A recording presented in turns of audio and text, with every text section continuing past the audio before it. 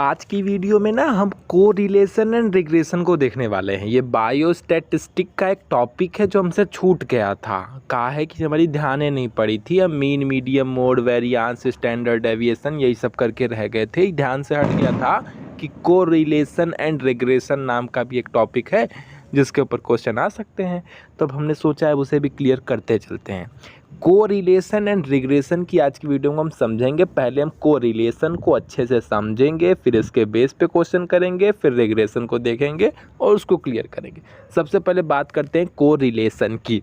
नाम ही बहुत कुछ बताता है अपने बारे में। कहता है कोरिलेशन। को का मतलब होता है टुगेदर, रिलेशन का मतलब होता है संबंध। साथ के संबंध को बताने का काम यह कोरिलेशन करता है। किसके साथ?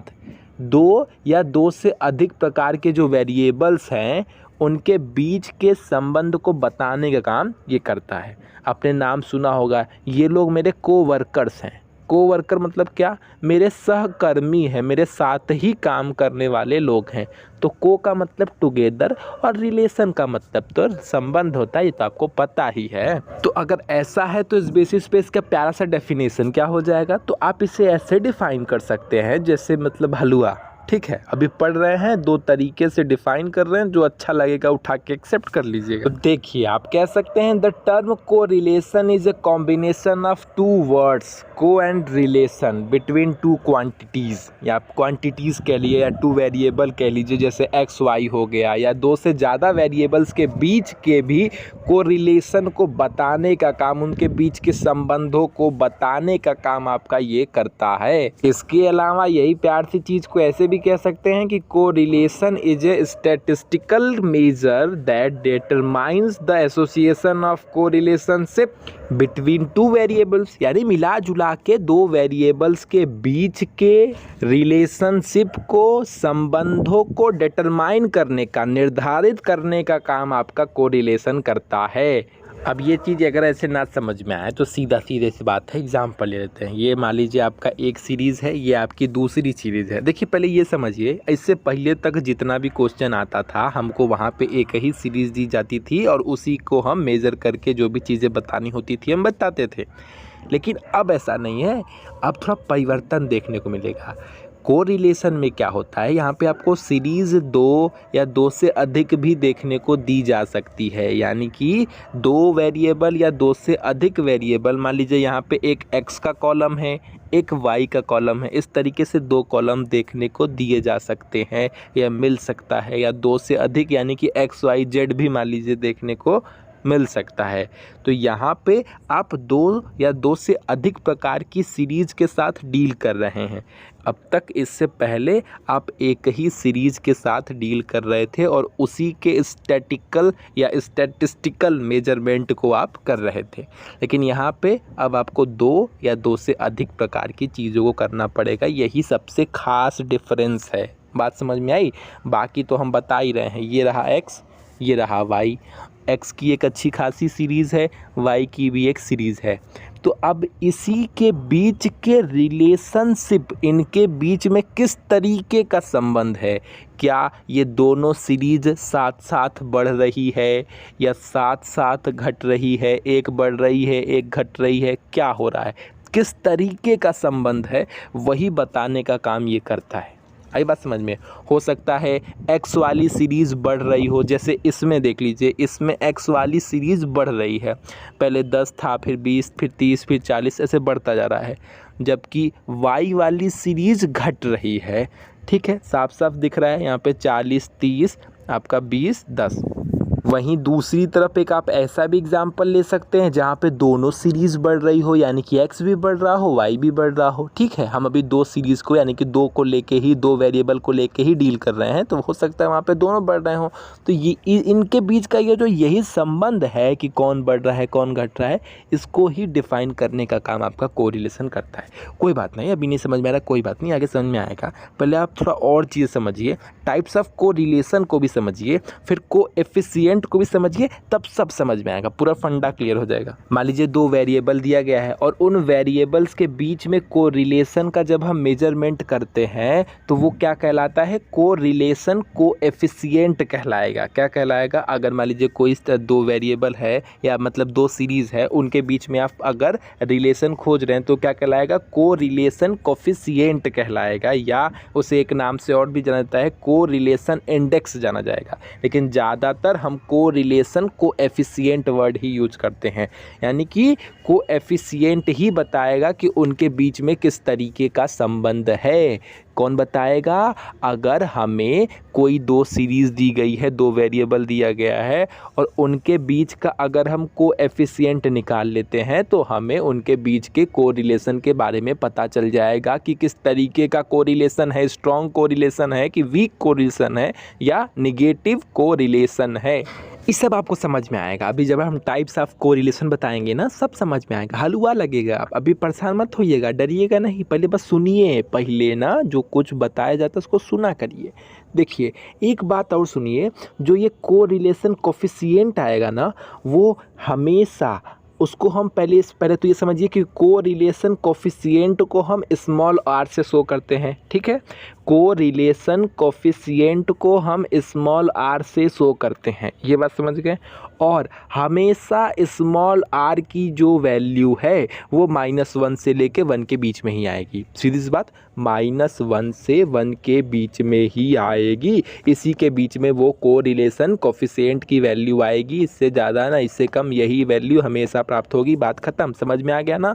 आर की वैल्यू -1 से लेके 1 के बीच में मिलेगी, यानी कि -1 से 1 के बीच में क्या पड़ रहा है, -1 0 1, यही सिंपल सी बात है, इसी 3 में से आएगी।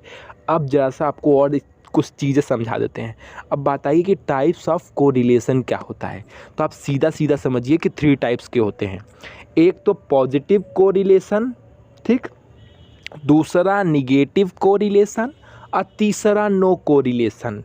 यानी कि अगर दो सीरीज़ दी है या तो उनके बीच में पॉजिटिव कोरिलेशन बनेगा या तो भैया निगेटिव कोरिलेशन बनेगा, या तो कोनो रिलेशन ही नहीं बनेगा भैया, नो रिलेशन बनेगा। ठीक है, बात समझ में आ गई। तो 3 ही केसेस संभव हैं, या तो पॉजिटिव या तो निगेटिव या तो बनेगा ही नहीं। आई बात समझ में?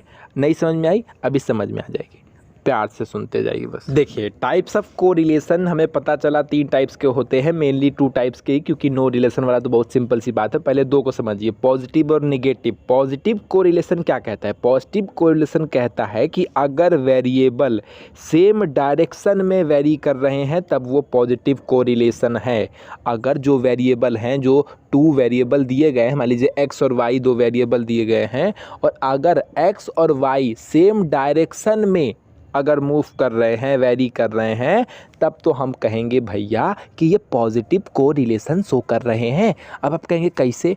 मान लीजिए आपका x भी बढ़ रहा है और y भी बढ़ रहा है, ठीक है। एग्जाम्पल के तौर पे 10 20 30 40 50, और y को भी रख लीजिए ऐसे ही 50 60 70 80 90, ठीक है। तो यहाँ पे आप क्या देख रहे हैं? यहाँ पे आप देख रहे हैं कि x में भी ग्रोथ हो रही है, y में भी ग्रोथ हो रही है। तो आप क्या कहेंगे? इनके बीच में स्ट्रॉन्ग या पॉजिटिव कोरिलेशन है। क्यों? क्योंकि x भी बढ़ रहा है, y भी बढ़ रहा है, और वहाँ पे इनके डेफिनेशन में भी क्या कह रहा है कि अगर इनके जो वेरिएबल्स हैं अगर वो सेम डायरेक्शन में वेरी कर रहे हैं तो हम कहेंगे कि वहाँ पे पॉजिटिव कोरिलेशन है। तो चाहे तो सेम डायरेक्शन में का मतलब क्या हो गया? चाहे तो x भी बढ़े y भी बढ़े, और या तो x भी घटे तो y भी घटे, यानी कि अगर वो दोनों सेम डायरेक्शन में हुए तो सीधी सी बात वहाँ पे पॉजिटिव कोरिलेशन है। अब ऐसे में आपके मन में तुरंत सवाल उठेगा, अगर ऐसा है तब तो निगेटिव में इसका उल्टा होना चाहिए, एक बढ़ेगा एक घटेगा, यही ना होना चाहिए भैया? हाँ यही है, निगेटिव में यही है। अगर निगेटिव में x बढ़ रहा है तो y को घटना चाहिए, और अगर y बढ़ रहा है तो x को घटना चाहिए। बस यही सिंपल सी बात है। वहाँ पे जो उनके 2 वेरिएबल्स हैं वो अपोजिट डायरेक्शन में वेरी करने चाहिए, तो हम कहेंगे हाँ इनके बीच में निगेटिव कोरिलेशन है, सीधी सी बात है। पॉजिटिव कोरिलेशन में कोएफिशिएंट की वैल्यू यानी कि स्मॉल r की वैल्यू क्या होगी? तो 0 से 1 तक, यानी कि प्लस में आएगी। 0 से 1 प्लस में है, पॉजिटिव का मतलब क्या होता है? प्लस में वैल्यू, तो 0 से 1 तक। और निगेटिव में -1 से 0 तक। सिंपल सी बात है, ये तो नॉर्मल सी बात है, में कोनो बात है का, हटाइए का ही मजाक है। अब हम एक चित्र बनाते हैं ना, उस चित्र के हिसाब से देखेंगे। तो ये रहा ये चित्र, यहाँ पे रहा -1, ये रहा 0, ये रहा 1। तो अगर कोई सीरीज यानी कि कोई वेरिएबल पॉजिटिव कोरिलेशन शो कर रहा है तो वो +1 की तरफ आपको देखने को मिलेगा, और जितना +1 की तरफ ज़्यादा होगा या एकदम +1 पे होगा तब तो आप कहेंगे परफेक्ट पॉजिटिव कोरिलेशन है। और अगर 1 के आसपास जितना होगा तो आप कहेंगे स्ट्रॉन्ग पॉजिटिव कोरिलेशन है।